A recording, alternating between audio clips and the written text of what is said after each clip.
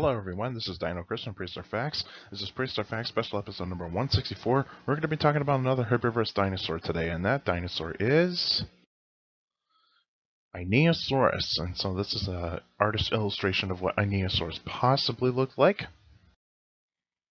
Some information about Einiosaurus. The name Einiosaurus means buffalo, lizard, or reptile. Its length is 15 feet or 4.5 meters. Height is 5 feet or 1.5 meters. Weight 3,000 pounds. Lived 80 to 70.5 million years ago in the late Cretaceous period, and was found in Montana and was described by Scott Sampson in 1994. So where Einiosaurus is found in the United States, here's Montana. This green state here up in the northern Rocky Mountain area. And so Einiosaurus is found in this type of state.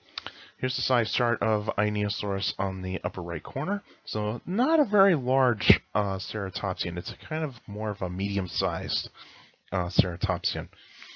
And these bottom pictures right here, so the skeletal illustration right here, what is highlighted here is the only thing found on the holotype specimen of Einiosaurus. It's just the skull. The skull is the only thing that was found of Einiosaurus.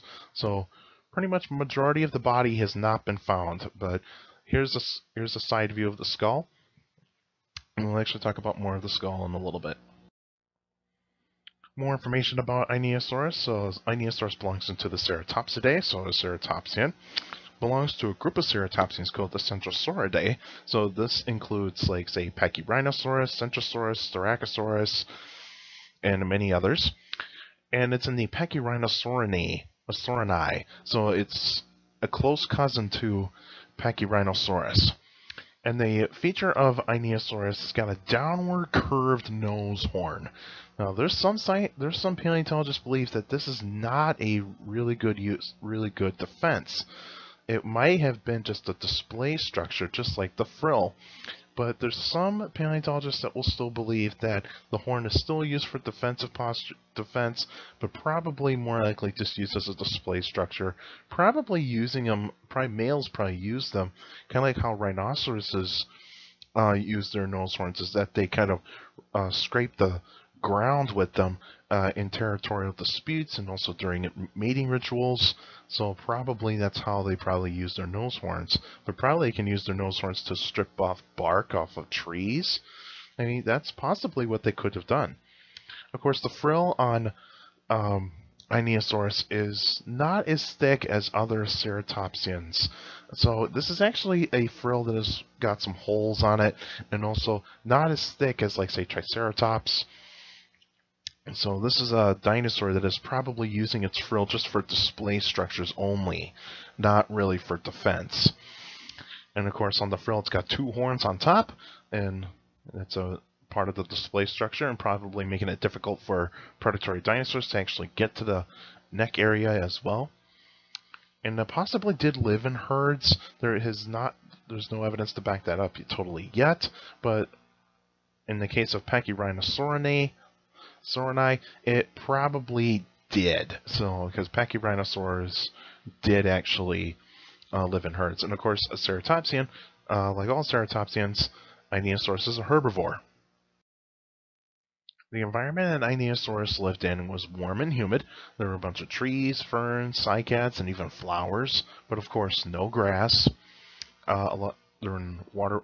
In terms of types of water, there's rivers, lakes, and ponds.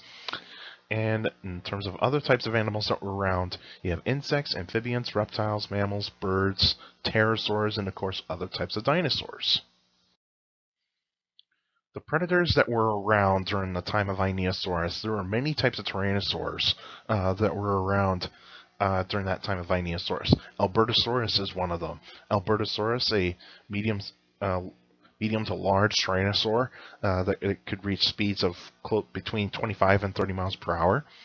Daspletosaurus is a bit more robust and would actually be able to more likely hunt Einiosaurus a little bit more than Albertosaurus and even Gorgosaurus. Gorgosaurus is probably going to be a little bit faster than Albertosaurus, but it would actually be more agile. But Gorgosaurus fossils are mostly found in Alaska all the way down to Alberta Canada, whereas Albertosaurus specimens are mostly found in Alberta, Saskatchewan, Canada, and even some parts of Montana.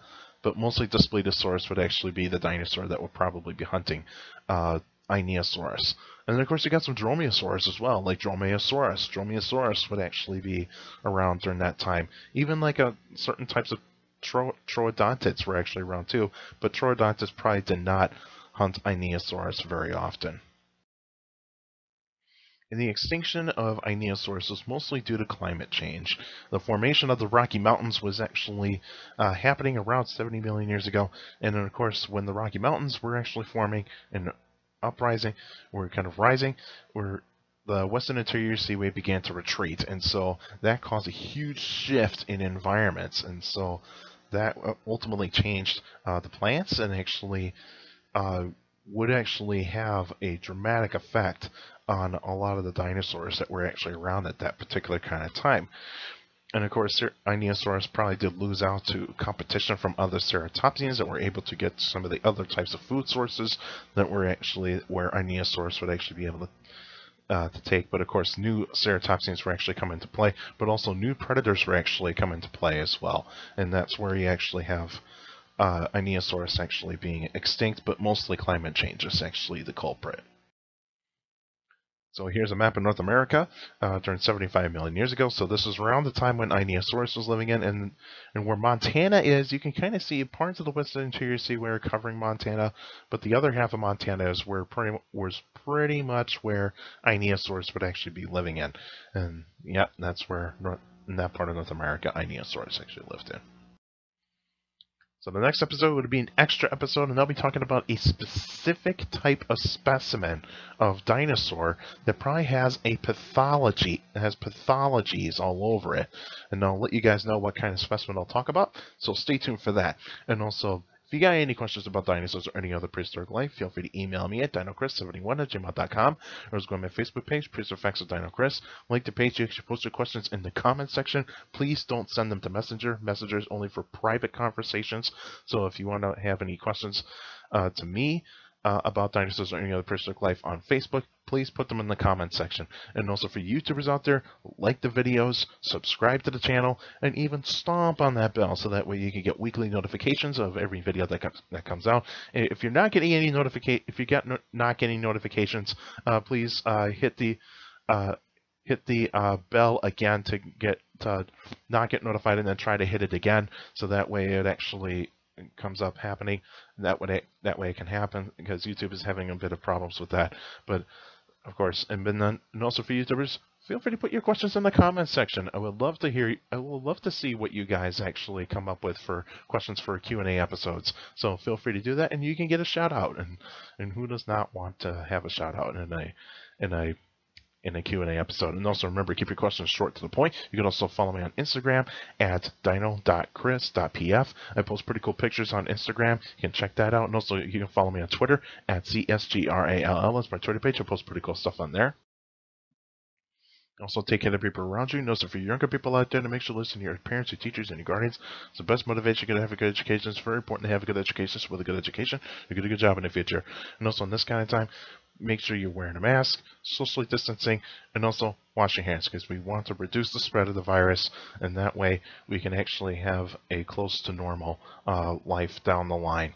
And also feel free to check out Colossal Fossils, and I'll actually put a link of the website of Colossal Fossils in the description down below, so that way you can check that out. And also put a paper about Einiosaurus in the description down below, so that way you guys can check that out as well. That's it for now, and I'll see you guys next time.